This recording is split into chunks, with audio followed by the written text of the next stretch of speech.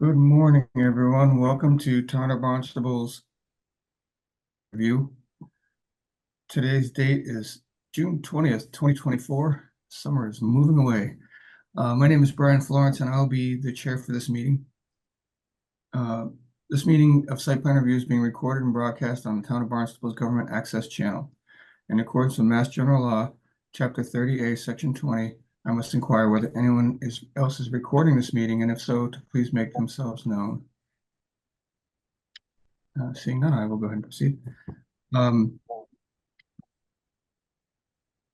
So this process is being conducted in accordance with the Town of Barnstable zoning ordinance, section 240-24 1.2B4, which requires that any developments that, if somebody's got their microphone that's unmuted, please mute them. I just keep getting some interference here.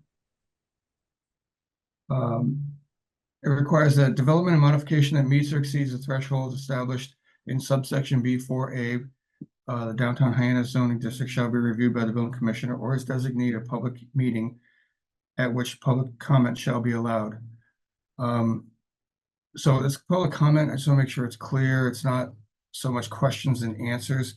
We allow the public to make comments.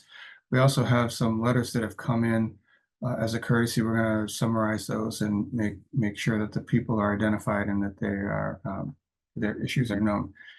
So the purpose of site plan review is to ensure that the site plan for a proposed development is in compliance with local, state, and federal regulations before a project is submitted for permitting. Not whether it's good for the community or whatever, it's just whether or not the site plan meets the requirements. To that end, this meeting brings all of the town's regulatory agencies together in one place so you don't have to go from department to department in order to try to understand what's required of you for permitting. While we may, as a courtesy, provide insight into what regulations that apply to your project during the permitting process, this process should not be construed to be an approval of those activities regulated elsewhere, such as building codes, plumbing codes, licensing, historic district applications. Those are all regulated separately. The way we conduct this meeting is we'll read your case into the record. As the applicant, you have an opportunity to give a brief presentation. From there, I'll ask staff for comment and questions. Once staff has completed their portion of the meeting, I'll open the floor to public comment. Please raise your hand or indicate through Zoom that you wish to be heard. It'd be helpful if you could continue to mute your microphones until you're called upon, and we ask that you state your name before speaking. If you need to share your plans, we've made arrangements for you to do so. If you don't know how to do that, just let us know, and one of us will be happy to try to assist you. If you are going to share your plans, please let me know in advance so that we don't disrupt the flow of the meeting. Maggie will be taking notes of this proceeding and will provide applicants with a letter outlining any outstanding matters or conditions that need to be addressed. So please don't feel like you need to take copious notes. With that, our housekeeping is all set. Maggie, if you'd like to read our first case. Sure. Our first case and only case today is an agenda item with public comment, site plan review 23-74 for 210 North Street LLC, represented by Ed Pesci. The address is also 210 North Street in Hyannis, map parcel 309-259-001. The zoning is the downtown village as well as the AP overlay. The applicant is proposing a change of use from the 7-Eleven store to 18 apartments. This application has been continued from 3 informal site plan review meetings dated 1/23/4/30 and the last being on 6/4/24. Great. Who would like to start? So, Mr. Chairman, I guess I'll start. Hello, everybody. Good morning. For the record, I'm Ed Pesci of Pesci Engineering, representing 210 North Street LLC.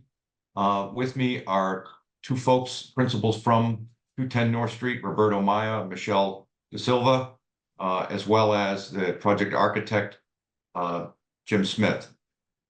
I'll start off by sharing my screen just to go over the site plan, and I'll progress through.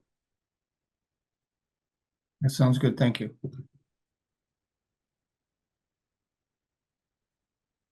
This is the latest site plan dated 22 May. is the result of comments that we received, as kind of alluded to by Maggie, comments received from the site plan review committee.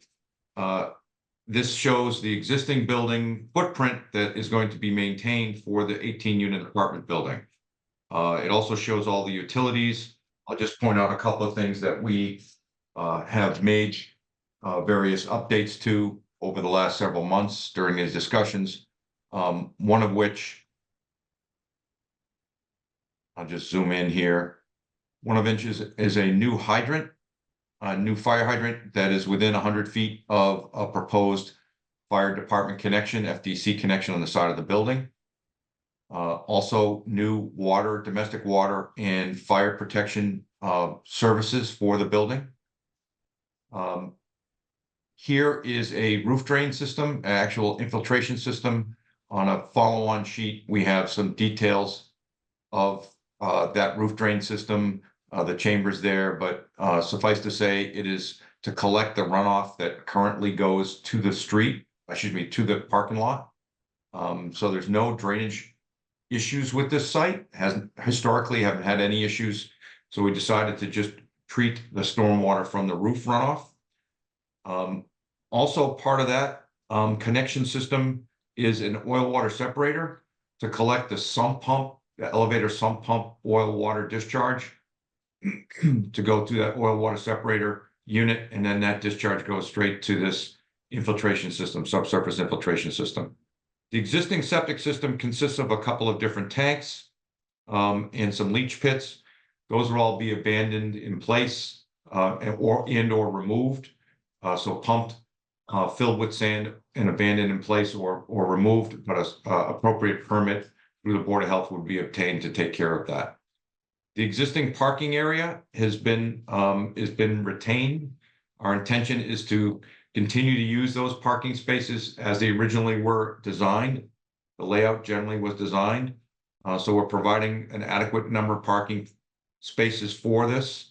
Down here, the required number of parking spaces under the parking calculation is 18 spaces, and we have provided 18 spaces.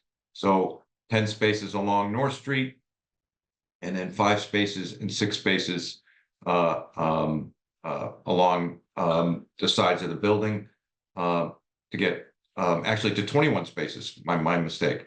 21 spaces. We're providing 18 regular parking spaces along with a couple of handicap spaces. The site is in generally good condition, but because it is a formal site plan review, we actually also we're required to have a landscape plan. This has been previously submitted and reviewed by the committee. It is prepared by Hawk Design. We're retaining the 2 large circles in the opposite corners of the site. The 2 large circles are the existing street trees, really healthy, mature street trees we didn't want to disturb, but we're augmenting in between them with other trees and shrubs.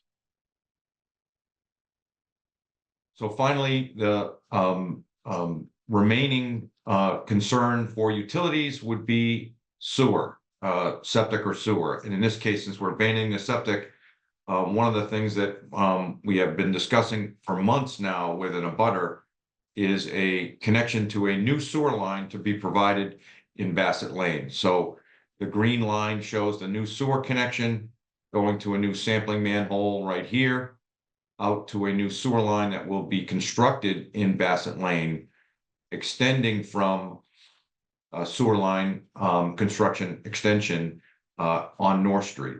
So an entirely new sewer line that will be provided initially was intended to provide sewer service for 81 Bassett Lane. 210 North Street LLC has agreed with that owner to defray part of the expenses and contribute towards the expense of construction. So that's the site plan and utilities. I will go now to the architectural plans and turn it over to Jim Smith to just go through some of the latest details. I think this is Jim, I have all your plans up and through them as you want, as you see fit. Hi, everybody. Jim Smith. I think everybody's seen the plans now 2, 3 times going through informal review. So I guess if anybody has any questions, I'd be happy to answer them. But I think the plans are kind of speak for themselves. We revised the elevations a couple of times to make them comply with some of the comments. Um, at earlier meetings. I think the plans are in complete compliance with the zoning, and I think the building will be attractive. So if anybody has any questions, I'd be happy to answer them. Actually, what I'm going to ask you to do, Mr. Smith, because the informal is just with staff. The formal proceedings are to provide commentary for the public who are either with us Okay, today or who are going to watch this on a video later. So, okay. and we don't spend a lot of time on architecturals, but if you could just give a brief overview how it meets the intent of our ordinance, that'd be great. Thank you. Sure. What we are doing is taking a existing 1-story 7-Eleven building and removing the roof and then adding 3 additional stories, the 4th story being under the roof with dormers. And we're providing a elevator inside, turning the building into a more colonial looking building. I think, Ed, if you can maybe, well, you just had the elevations up. So it's just a very colonial looking building versus the existing 7-Eleven, which looks nothing like this. So I think we're creating a building that's much more attractive than the vacant 7-Eleven. And along with the landscape work and everything that's done, I think it's going to be a very attractive project when it's all said and done. Great, thank you. And as I recall from our previous hearings and meetings, the configuration of the lights on the side of the building were done this way, so they were in compliance with our ordinance. Is that correct? Yes, since the last hearing, the fenestration was revised to meet the ordinance. There's actually more fenestration than required by the ordinance on the left elevation there, but there's just where we need windows inside to make sense with the floor plan, and then the front elevation made. So all of the fenestration is in compliance with the ordinances. Great, nicely done. Thank you, sir. Back to you, Mr. Pesci. Yes, really subject to your questions, members of the committee, that's all I have. Thank you. Would you mind dropping there you go. Perfect. And we'll bring it back to staff now. Maggie, have we received any correspondence on this matter? We have correspondence when we get to the public comment section, but no regulatory correspondence at this time. Great, thank you. Planning and Development, please. Thank you, Brian. Kate Maldonado, Planning and Development. Thank you to the applicant for submitting a copy of the certified mailers for the abutters for the record. We appreciate that. My only comments pertain to the affordable units. So in accordance with Chapter 9 of the town's affordable requirements, a minimum of 10%, or in this case, 2 units shall be deed restricted at 65% of the area median income. And then associated with that effort, the regulatory agreement and declaration of restrictive covenants that will need to be recorded prior to certificate of occupancy permits. And then the rental units will need to be registered with Inspectional Services Department as required. Thank you. Thank you. Public Health, please. Thank you, Brian. David Stant with Public Health. As Ed mentioned, they will need to obtain a septic abandonment permit with the Health Division and connect the town sewer through the DPW. And they will also need to register the rental units with the Health Division. And that's all. Thank you. Thank you as well. Lieutenant Hyannis Fire, please. Good morning, Lieutenant Down, Hyannis Fire Department.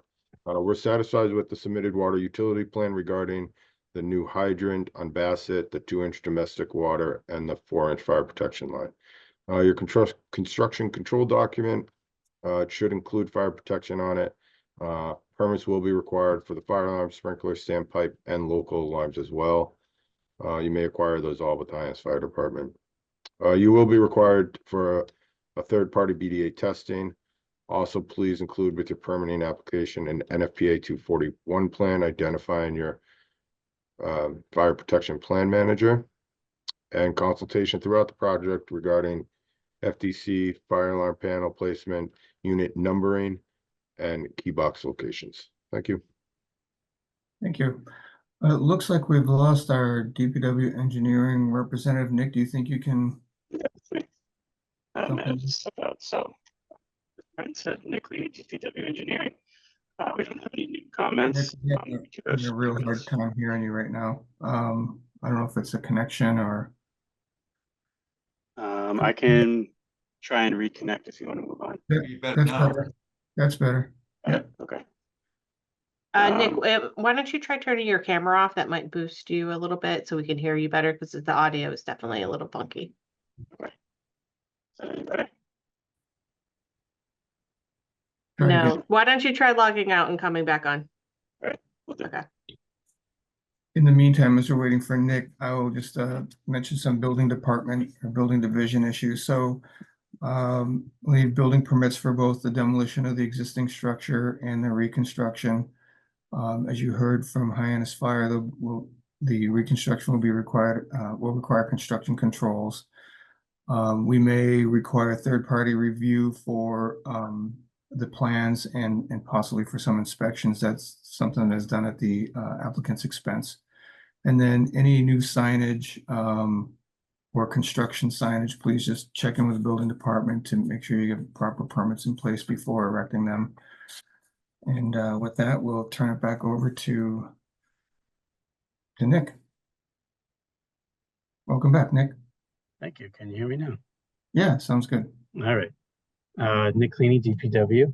We don't have any new comments for this. We do have some for the record.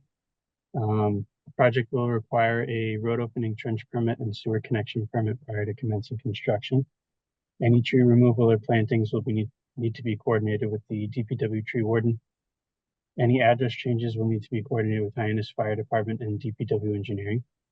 Any sidewalks damaged by construction activities will need to be replaced to the town of Barnstable DPW standards. And as mentioned in the presentation, the proposed sewer connection is to be connected to an extension of the town's municipal sewer system. This extension is not being proposed by the town, but rather is being completed by another private entity. Property cannot connect to municipal sewer until the proposed sewer connection is constructed and accepted by the town. That's it. Great, thank you. All right, now we've had a comment from our staff members. We're going to open the floor to the public. Would anybody from the public like to speak on this matter? Going once. Hi there. If there's no one else available at the moment, I'm from Premier Capital. I'm willing to go first. Who are you, please? Sure. My name is Mark. I'm calling in from Premier Capital. We are the abutter neighbor at 200 North Street. So we are to the right. Yes, sir. Mark, you have a last name, sir. Oh, yes. It's Sorsanavongsa. Would you like me to spell it? Please. Yeah, nope, no problem. Sorsanavongsa. I'm sure you're asked to spell that a lot. Yes, sir. Yes, sir. Right. No issues, though. You have the floor. Yep. Go right ahead. I'm saying you have the floor. Please proceed. Thank you. As I was saying before, Premier Capital is the abutter neighbor at 200 North Street. We are to the right of 210 North Street. At the moment, we have a series of concerns and doubts. One of them being, we just don't think it's practical at the moment to be taking an existing 7-Eleven footprint and building 4 stories high. It completely changes the use of the property. And at least to our knowledge and understanding, the property has been abandoned and vacant, so it may be non-conforming use at the moment. There are other issues such as support walls. I know water runoff was briefly touched upon. Another issue for us is setback. The building is right on the property line. There is no 15-foot setback or however many feet the setback is at the moment, which means essentially that 15 feet will be taken from our property if we decide to build. And they're proposing to build 4 stories high right next to our property, which will impact natural light, aeration, views, odoration. There's also a mutual easement that goes from our property over to their property. And what's being proposed, at least what's seen from the site plan and the maps, is that essentially they're making their side smaller by adding 6 parking spots on the left side of their ingress and egress entrance, which means essentially that our side will be most likely unduly burdened by the fact that more people will be coming in and out through our side versus the other side, since their left side is being made smaller. There's also some potential issues perhaps with fire trucks and fire prevention. We have serious doubts that they can independently handle ingress and egress of a fire truck, water lines, and the sort. Any dependence on our property for fire maintenance, it would take away from our property rights and our value. For instance, if fire maintenance is dependent upon coming in and out from our property, then that means we will not be able to build on our property, essentially. There's other issues, of course. I'm sure people will mention it, that it's likely to add traffic. There's going to be lighting, residential utility lines, different noises, guests, increased occupancy. And based on what we've seen, we have not seen anything regarding perhaps on-site security or on-site workers, how they fit into the plan and the footprint. Great, thank you for your comments, sir. Is there anybody else from the public who would like to speak on this matter? Going once. Okay, seeing none. Maggie, have there been any communication from the public that you'd like to provide for us? Yes, I have 2 written responses, which will be added to the portal. Both of them are in favor. One of them is Pamela Brown. She's in a abutter at 320 Stevens Street. She is in support of the project, but has requested that the town consider improvements to the intersection due to traffic issues. And the second abutter is also in support is Robert Fear, and he lives in Flagship Estates, and he is urging the town to include improvements to the intersection as well. And that's all that I have. I think keeping that North Street direction green longer would be helpful, but what do I know? I'm not a traffic engineer. All right. Any final thoughts from the public? All right, seeing none, I'm going to go ahead and bring it back. Staff, do you have any reason why this matter cannot move forward at this time to permitting? Seeing none, I would find the matter is approvable and may proceed to permitting. Nick, or I don't see Matt here. Nick, do you know if has there been any traffic studies for the light section there recently? I don't off the top of my head, but find out if needed to. If there was, could you get those to Maggie's or get them posted up online so that we can direct any abutters concerns to that? Yep. Okay. The matter's approval may proceed to permitting. Any questions from the applicants? Oh, okay. I want to thank the staff, town staff, and yourself, Mr. Chairman. Thank you for all the input. I know that the letter generated from this meeting will help the applicant with the final steps that they need to follow with permitting and finalizing drawings and so on, as was discussed both by Hans Kaiser and also by the Highness Fire. So this is good. Thank you very much. Great, thank you. Good luck with your project. Have a good day. Staff, thank you for your time and attention to site plan review. And Sarah, appreciate all the effort you folks put into this Have a great rest of your day.